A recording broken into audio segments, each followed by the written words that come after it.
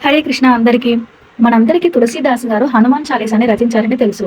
కానీ ఆయన హనుమాన్ చాలీస్ అనే కాకుండా ఇంకా ఎన్నో రాశారు. ఆయన రామచరితమానస్, కరతావళి, గీతావళి, కృతావళి, దోహావళి, పార్వతీ మంగళ్, జానకి మంగళ్ లాంటి ఎన్నో కావ్యాలను రచించారు. అందులో ముఖ్యమైనవి రామచరితమానస్ ఇంకా హనుమాన్ చాలీసా. హనుమాన్ చాలీసా ఎంత పవర్ఫుల్లో మనందరికీ తెలుసు. అసలు ఈ హనుమాన్ చాలీసా రాని వాళ్ళు ఎవ్వరూ ఉండరు. చిన్నపిల్లలకి కూడా హనుమాన్ చౌపాయిలు 1, 2 వచ్చే ఉంటాయి.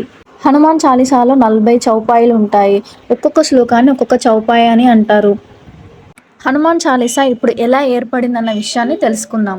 తులసీదాస్ గారు వారణాసిలో ఇప్పుడున్న తులసి ఘాట్ అనే ప్రదేశంలో ఒక ఆశ్రమం కట్టుకొని అక్కడ నివసించేవారు.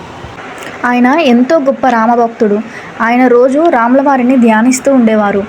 రోజులానే ఆయన ఆ రోజు కూడా ధ్యానంలో ఉండగా అక్కడగా కొత్తగా పెళ్ళయిన వధూవరుల్లో వరుడికి మరణం సంభవిస్తుంది. అది చూసి ఆ అమ్మాయి బోరున విలపిస్తుంది.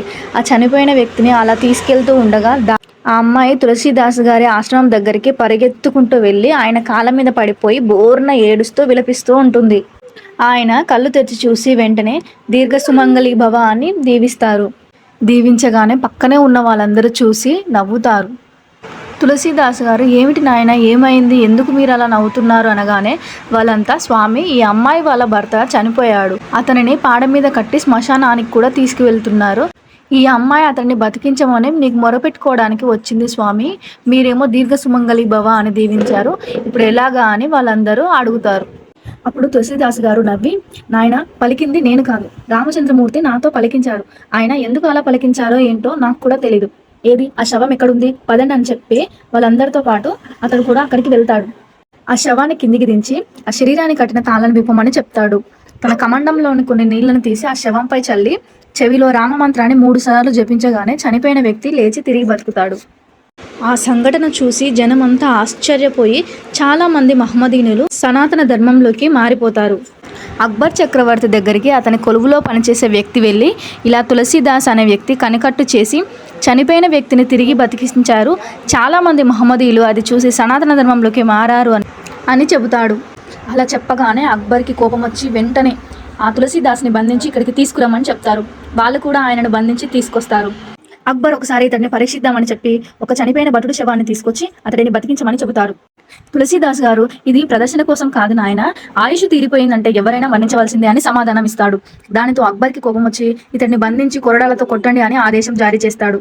అలా చెప్పగానే అక్కడికి ఎక్కడి నుంచో కొన్ని వేల కోతులు గుంపులుగా అక్కడికి వచ్చి అక్బర్ని మొత్తం చుట్టుముడతాయి. అక్బర్ ఇతడు సామాన్యుడు కాదని అతడికి నమస్కరించి అతన్ని వెళ్ళిపోమని చెప్తాడు. తులసీదాస్ గారు వెళ్తూ ఉండగా అక్కడ ఒక ఆర్చ్ మీద అతడికి హనుమంతుడు దర్శనమిస్తారు. అది చూసి తులసీదాస్ గారు ఎంతో సంతోషించి, స్వామి, నన్ను కాపాడడానికి నీవే స్వయంగా దిగి వచ్చావా అని ఎంతో పులకించి అప్పటికప్పుడు ఆశువుగా జయ హనుమాన జ్ఞాన గుణసాగర జయ కపీశ త్రిహులోక ఉజాగర రామదూత అతులిత బలదామ అంజని పుత్ర పవన సుతనామ అని హనుమంతుడికి స్తుతి చేస్తాడు. హనుమంతుడు సంతోషించి, నాయన, నీకేం వరం కావాలో కోరుకోమని అంటారు. తులసీదాస్ గారు, స్వామి, నీ దర్శనం నాకు మహాభాగ్యం, నాకు అసలు ఏమీ అవసరం లేదు అని చెప్తాడు. హనుమంతుడు, నాయన, నీ భక్తికి నేను మెచ్చాను, నీకు ఒక వరం ప్రసాదిస్తున్నాను.